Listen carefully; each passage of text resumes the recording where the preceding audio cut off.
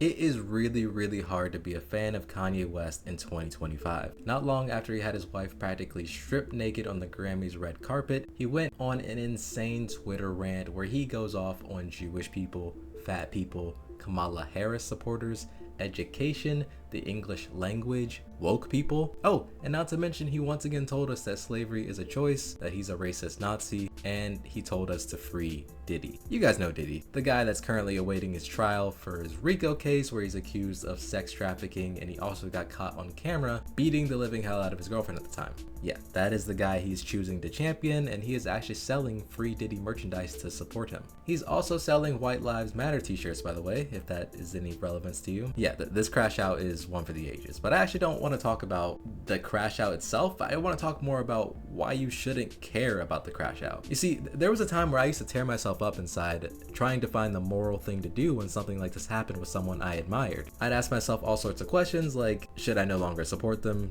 Do they have a point? Can I still listen to their music? Is this a cry for help?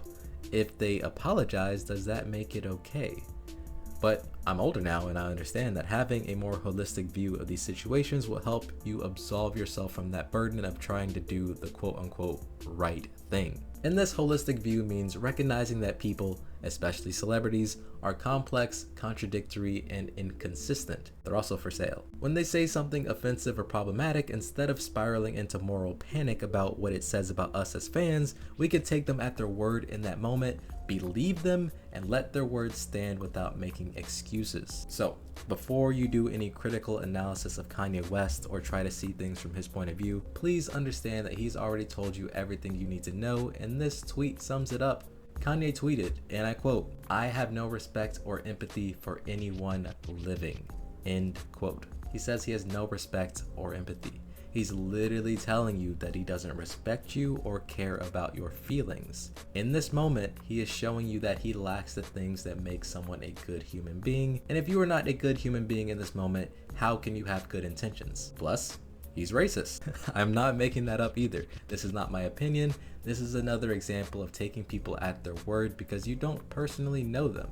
This was one of his tweets. He said, quote, "I'm racist. Stereotypes exist for a reason, and they all be true," end quote.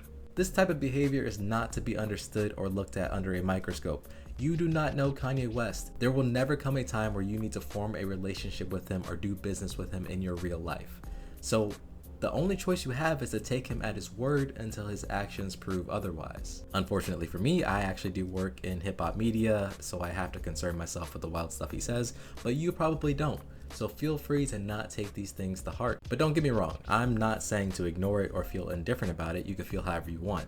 It's just about perspective. You have to find that balance between the people that think Kanye can do no wrong and the people that immediately move to cancel him. You don't have to redefine your identity every time a celebrity disappoints you because your identity was never truly tied to them in the first place. So when a celebrity says or does something questionable, believe them, but also believe in your ability to hold that truth without letting it dictate how you feel about yourself or your past. It's not your burden to carry. There is no need to put yourself in moral limbo because of a character online. You will never know if what they are saying is how they really feel or if it is a stunt. So no, you should not stress over Ye's Twitter rant, even if you made graduation.